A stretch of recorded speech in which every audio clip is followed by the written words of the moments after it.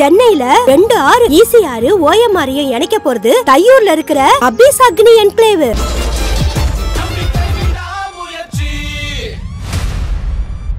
MCR Pure Cotton Club, formals and casual shirts. ஆனால் பெண்கள் ஏன் இதில் குறிப்பாக கவனிக்கப்பட வேண்டியதாக இருக்குது அப்படின்னா, ஒருவேளை ஃப்யூச்சரில் நீங்கள் சிங்கிள் பேரண்டிங்க்கு வந்தீங்கன்னா சாதாரண பிரச்சனைகளோட 3-4 டைம்ஸ்னு உங்களுக்கு எல்லாம் கிடைக்கும். ஆனால் எல்லாம் கிடைக்கும்ன்றதை முடிவு பண்ணுறது வந்து இன்னொருவர். அவங்கெல்லாம் நம்ம வீட்டில் வந்து பெண் எடுக்கிறதே பெரிய விஷயம் அப்படின்னு நினைக்கும் போதே கிட்டத்தட்ட ஒரு 90% ரைட். ஸோ இப்போ அவங்க வந்து இவ்வளோ தான் கொடுக்க முடியும், ஆனதை பார்த்துக்கோ அப்படின்னா, இப்போ அப்பா அம்மா என்ன பண்ணுறாங்க,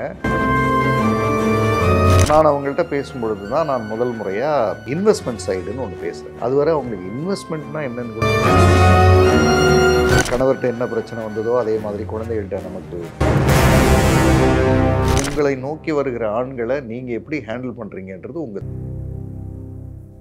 அன்பு வணக்கங்கள். இன்று நம்முடன் NLP பயிற்சியாளரும் மனநல ஆலோசகருமான ஜேசன் அவர்கள் நம்மோடு இணைந்துள்ளார். வணக்கம் சார். வணக்கம் சார். இன்னைக்கு சிங்கிள் பேரண்டிங் அது வந்து ஒரு விவாதிக்கப்பட வேண்டிய ஒரு தலைப்பு. அதுவும் பெண்கள் வந்து சிங்கிள் பேரண்டிங் அப்படிங்கிறது வந்து ஒரு வாழ்க்கையிலேயே ஒரு சிக்கல் நிறைந்த ஒரு விடயமாக அதை அந்த அந்த லைஃப் ஸ்டைலை வந்து நகர்த்தி கொண்டு போகிறதுல 1000 பிரச்சனைகள் பெண்கள் ஃபேஸ் பண்ணுறாங்க. ஒரு ஆலோசகராக உங்களுடைய பார்வை, உங்களுடைய விளக்கம்.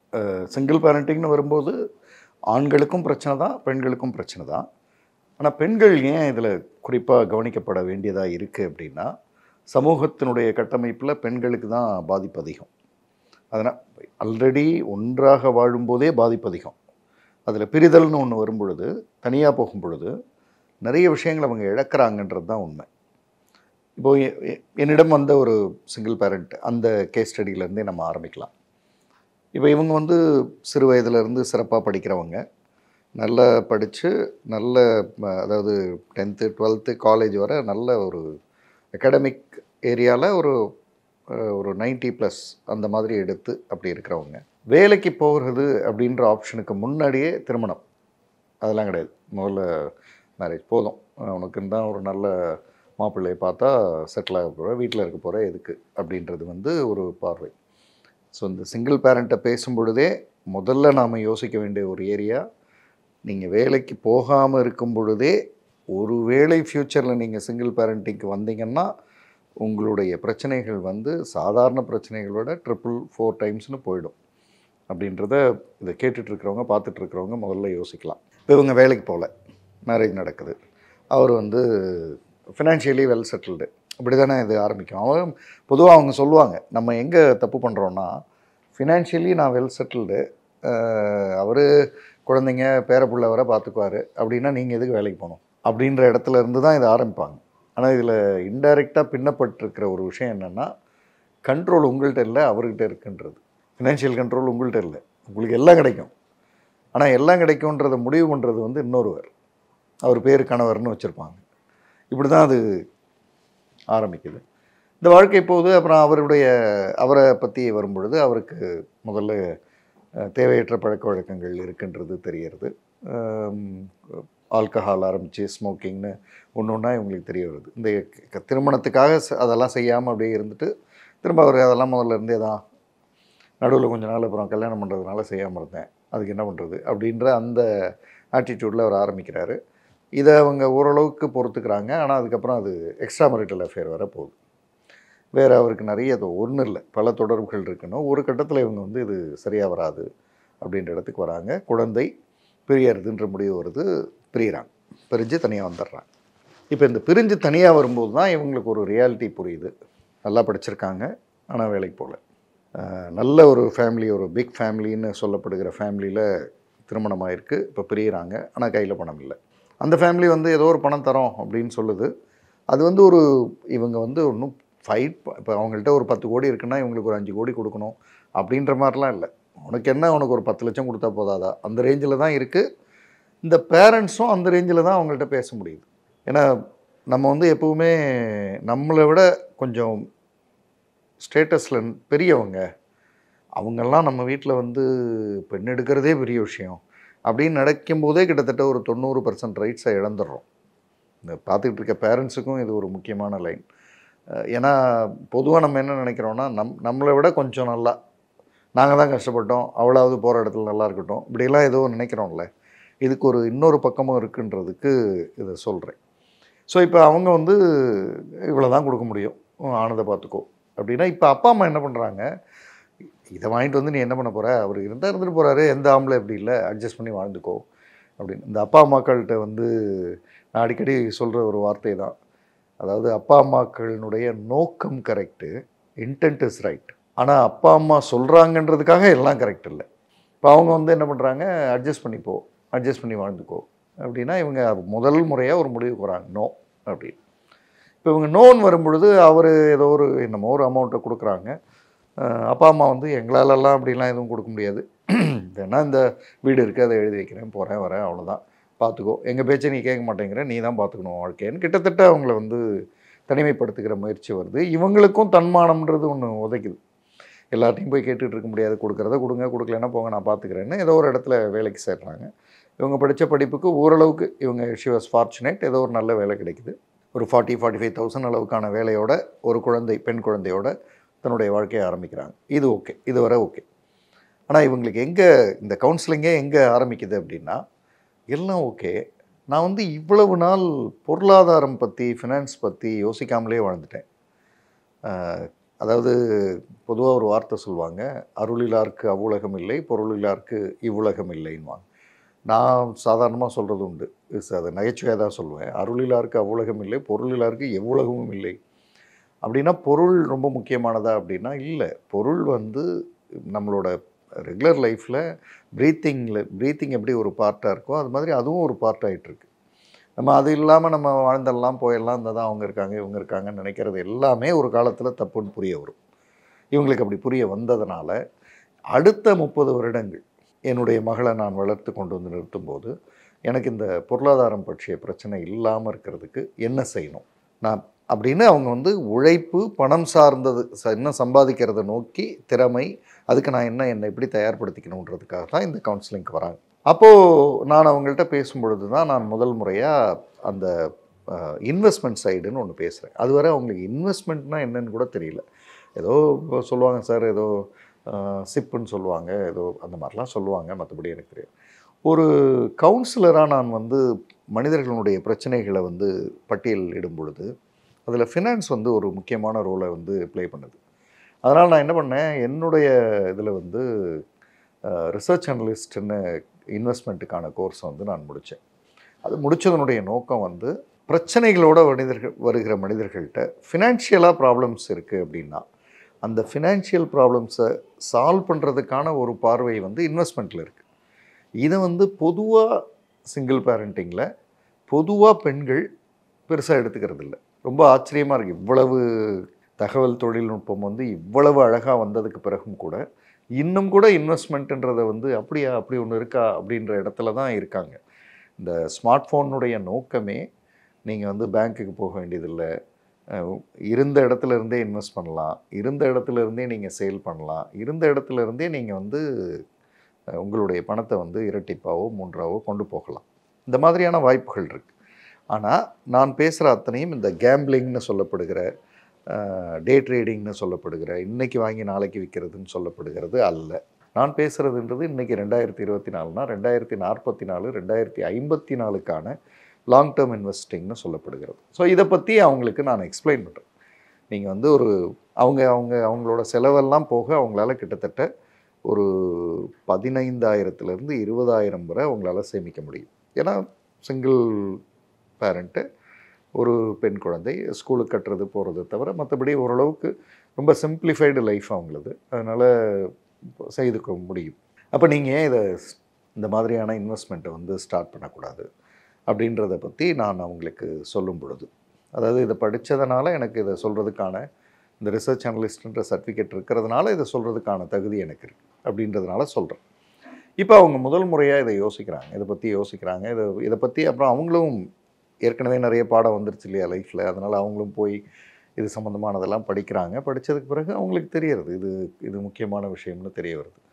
அப்போ அவங்கள்ட்ட நான் இதை பற்றி பேசும் பொழுது நடந்த சில விஷயங்களை தான் இங்கே சொல்லணும். அதாவது இந்த சிங்கிள் பேரண்டிங்கில் இந்த போர்ஷனை நம்ம மறந்துடுறோம். உங்களுடைய ஃப்யூச்சர் சார்ந்து என்ன பணம் உங்கள்கிட்ட இருக்குது அப்படின்னு கேட்கும்போது, சார் ஒரு 50 பவுன் நகை இருக்குது, ஒரு 15-10 லட்ச ரூபா அவர் கொடுக்குறாரு, அது ஏதோ இன்னும் கொஞ்சம் இதெல்லாம் சேர்த்து 15 லட்ச ரூபா அளவுக்கு இருக்கும். அப்புறம் ஒரு அம்மா கொடுக்குற வீடுன்றது ஒரு 30-35 லட்ச ரூபா 40 லட்ச ரூபா இருக்கும். போதும் சார், இதை வச்சுட்டு பண்ணிடலாம் அப்படின்றாங்க. இப்போ நீங்கள் இங்கேருந்து ஒரு 20 வருடம் கழித்து அப்படின்னு யோசித்தா, இப்போ சொன்ன மதிப்புகள்லாம் வந்து 1/5 மாறிடும் இந்த இன்ஃப்ளேஷன் ஏறுறதுல. 100 ரூபான்றது 20 ரூபா ரேஞ்சுக்கோ 18 ரூபா ரேஞ்சுக்கோ ஓடியாந்துடும். அப்போ இந்த விஷயங்களை வச்சுக்கிட்டு வாழ்ந்துட முடியும் அப்படின்னு வாழ்ந்துடலாம், அது வேறு. ஆனால் இந்த அடுத்த 20-25 வருடம் சிறப்பாக பிளான் பண்ணால் ஃபினான்ஷியலாக சிங்கிள் பேரண்ட்டாக இருக்கிறப்போ இன்னும் சிறப்பாக வாழ முடியுன்றது தான் இந்த பார்வை. அதை அவங்களுக்கு சொல்லும் பொழுது தான் அவங்களுக்கு புரிய வருது. ஒரு நார்மலாக ஒன்று சொல்லுவாங்க, இப்போ உள்ளதில் ஒரு 1 crore நீங்கள் 2044 1 crore வேல்யூ வந்து வெறும் 17 லட்ச ரூபான்னு சொல்லுவாங்க. ஏதோ ஒரு கால்குலேஷனில் சொல்கிறாங்க, இன்ஃப்ளேஷன் ஏறுறதெல்லாம் வச்சு. இப்போ யோசிச்சு பார்த்தா நீங்கள் வந்து 2044 ஒரு 1 கோடி உங்கள்கிட்ட இருக்கணும்னா மினிமம் உங்கள்கிட்ட ஒரு 5 கோடியோ 7 கோடியோ இருந்தால் தான் அது சரியாகும். அதுக்கு அன்னைக்கு பிளான் பண்ண முடியாது. அதுவும் பர்டிகுலராக சிங்கிள் பேரண்ட்டாக இருக்கும்போது நீங்கள் தான் அந்த குழந்தைக்கு எல்லாமே. 2 பேர் இருக்கும்போதாவது 50-50, நீங்கள் இல்லைனாலும் யாரோ ஒருத்தங்க இருக்காங்கன்னு. இப்போ யாருமே இல்லை, பேரண்ட்டு சப்போர்ட்டும் இல்லை, இன்னொரு சைட்லேயும் யாரும் இல்லை, இவங்க வந்து சிங்கிள் கிட்டு, இவங்களுக்கு அண்ணன் தம்பி யாரும் இல்லை. அப்படின்னும் போது ஃபினான்ஸ் வந்து ஒரு முக்கியமான ரோலாக மாறிடுது. கிட்டத்தட்ட கூட பிறக்காத சகோதரனாக தான் ஃபினான்ஸ் வந்து பயணிக்க போகுது இவங்க கூட. இவங்களோட நல்லது கெட்டது ஃபேஸ் பண்ணும்பொழுதெல்லாம் இவங்க கூட இருக்க போகிறது எது? ஃபினான்ஸ் தான். அப்படின்ற அந்த விஷயத்தை புரிய வைக்கும் பொழுது அவங்க இன்வெஸ்ட்மெண்ட்டுன்னு ஒரு விஷயத்தை ஸ்டார்ட் பண்ண ஆரம்பிக்கிறாங்க. என்ன ஆச்சரியம்னா, நான் ஏற்கனவே சொன்ன மாதிரி அவங்க ஒரு கையில் ஒரு 15 லட்ச ரூபா இருந்துக்கிட்டு ஆனால் ஃப்யூச்சரை பற்றிய ஒரு பயத்தோடு வந்தவங்க இந்த ஃபினான்ஷியல் இன்வெஸ்ட்மெண்ட்டுக்கு பிறகு ஒரு சின்ன இன்வெஸ்ட்மெண்ட்டு, இப்போ ஒரு உதாரணத்துக்கு ஒரு 50,000 இன்வெஸ்ட் பண்ணியிருக்காங்க. அது ஒரு 1500 ரூபாயை ஒரு 3 மாதம் கழித்து 51,500 மாறுதுன்னு வச்சுப்போம். 3 மாதம் 4 மாதம் கழித்து மாறுது.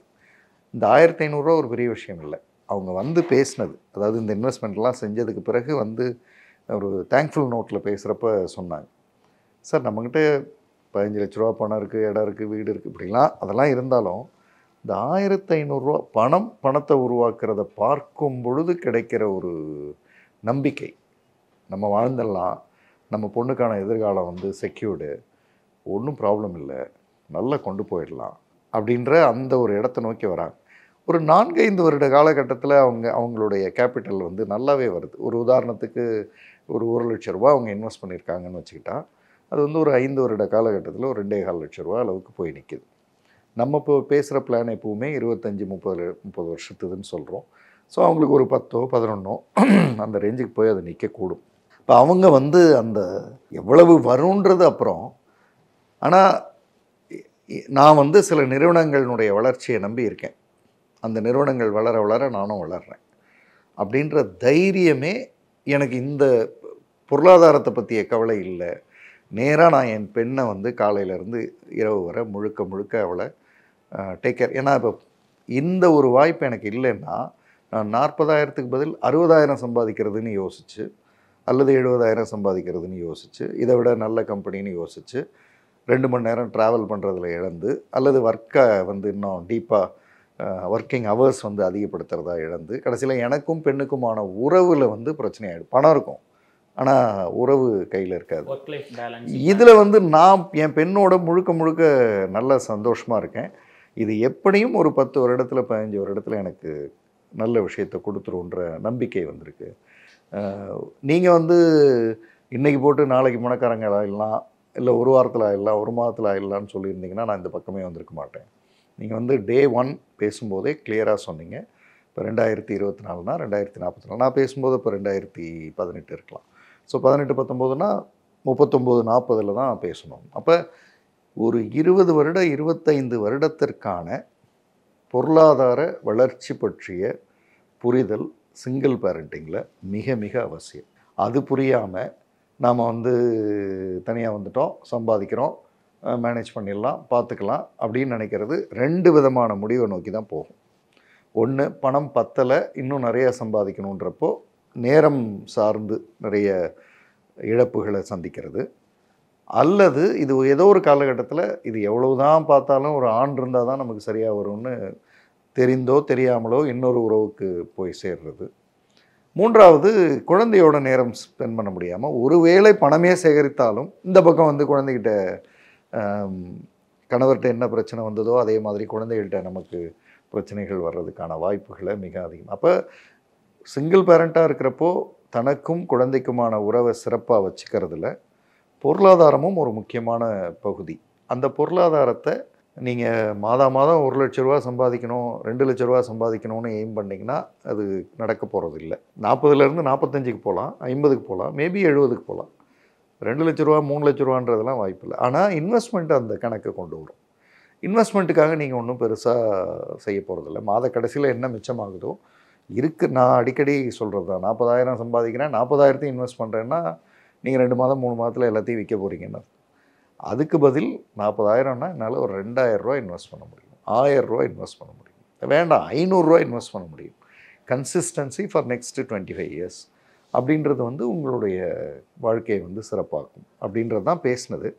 அது அவங்களுக்கு மிகப்பெரிய தன்னம்பிக்கையை கொடுத்ததும், மகளோட நேரத்தை நிறைய ஸ்பெண்ட் பண்ணுறதுனால இந்த உறவு இன்னும் அழகாக இருக்குன்றதையும், அதாவது அவர் இல்லையே நம்ம தனியாக இருக்குமே, இப்படி ஆயிடுச்சே, பணத்துக்கு என்ன போகிறோம், அதெல்லாம் இல்லை. இப்போது எனக்கு பணம்ன்றது ஓரளவுக்கு வந்துரும்ன்ற நம்பிக்கை வந்துருச்சு. ஸோ காலையிலேருந்து இரவு வரை குழந்தையோட நான் நல்லா ஹாப்பியாக இருக்கேன், சந்தோஷமாக இருக்கேன். மாதத்தில் ஒரு முறை ஒரு அவுட்டிங் போகிறேன், வெளியில் போகிறேன். இதெல்லாம் வந்து முதல்ல என்ன பண செலவாகுமேனு உட்காந்துருவோம், தடுப்போம். அது எல்லாத்தையும் இந்த ஒரு விஷயம் வந்து இவங்களை மனதளவில் சிறப்பாக வச்சுருக்குன்றது தான் இந்த நிகழ்வு. சிங்கிள் பேரண்டிங் அப்படின்னு எடுக்கிறப்ப எல்லாருமே முதன்மையாக வெளிச்சம் பாய்ச்சக்கூடிய பகுதி வந்து அவர்களுடைய செக்யூரிட்டி, அதை வந்து சொல்லுவாங்க. அது உடல் ரீதியான ஒரு விஷயமா இருக்கும், அவங்களோட ரிலேஷன்ஷிப் ரீதியான ஒரு பிரச்சனையாக இருக்கும். நிறைய ஆண்கள் வந்து உங்களை அப்ரோச் பண்ணக்கூடும் அப்படிங்கிற இந்த மாதிரியான விஷயங்கள் தான் நம்ம இதுவரை அதெல்லாம், அதாவது எம் குமரன் சன் ஆஃப் மகாலட்சுமின்னு ஒரு படம் வந்துச்சு, அதிலிருந்தே சிங்கிள் பேரண்ட்ன்றது அக்செப்டட்னு வந்துருச்சு. அதுக்கு பிறகு உங்களை நோக்கி வருகிற ஆண்களை நீங்கள் எப்படி ஹேண்டில் பண்ணுறீங்கன்றது உங்கள் திறமை. கோடு போட்டு அவங்கள அந்த பக்கம் வைக்க வேண்டியது உங்கள் பொறுப்பு. அதை விட்டுட்டு நான் கிட்ட வந்துட்டார், என்ன தொந்தரவு பண்ணுறாருன்றதெல்லாம் இன்றைக்கி இல்லை. இன்றைக்கெல்லாம் வந்து அதில் ஓரளவுக்கு சரியாயிட்டாங்க என்னை பொறுத்தளவு. இன்றைக்கி இருக்கிற ஜென்ரேஷன் பெண்கள் சிங்கிள் பேரண்ட்டாக இருக்கிறவங்க ஆண்களை எப்படி டீல் பண்ணணுன்றதை ஓரளவுக்கு தெரிஞ்சிருக்காங்க. ஸோ அது பிரச்சனை அல்ல என்னை பொறுத்தளவு. பிரச்சனை தான், ஆனால் அதை பட்டு ஒரு தடவை பட்டு 2 தடவை பட்டு டீல் பண்ணுறதுன்றதுக்கு வந்துடுறாங்க. ஆனால் அவங்களுக்கு கடைசி மூச்சு வர பிரச்சனையாக இருக்க போகிறதுன்றது ஃபினான்ஷியல் சைடு தான். ஏன்னா யாருமே இல்லாத போது ஃபினான்ஸ் வந்து அவங்களுக்கு ஒரு அண்ணனாவோ அப்பாவாவோ கிட்டத்தட்ட கணவரனுடைய இடத்தையும் நோக்கி, ஏன்னா ஒரு மனித உறவை எதாலையும் நம்மளால் நிரப்ப முடியாது. ஆனால் மனித உறவு இல்லைன்னும் பொழுது பணம் சில சௌகரியங்களை கொடுக்கும் நமக்கு. அந்த சௌகரியங்கள் மனித உறவு இருக்கும்போது கிடைக்கிறதா நினைக்கிற லெவலுக்கான சந்தோஷத்தை அது கொடுத்துரும். அதுதான் நான் சொல்ல வந்த விஷயம். சிங்கிள் பேரண்டிங் குறித்து வெளிச்சம் பாய்ச்சாத பகுதிகளில் நிறைய விஷயங்களை எங்களோட பகிர்ந்துக்கிட்டீங்க. ரொம்ப நன்றி. சென்னையில 2 ஆறு, ஈசி ஆறு, ஓஎம்ஆரையும் இணைக்க போறது தையூர்ல இருக்கிற அபிஸ் அக்னி என்க்ளேவ்.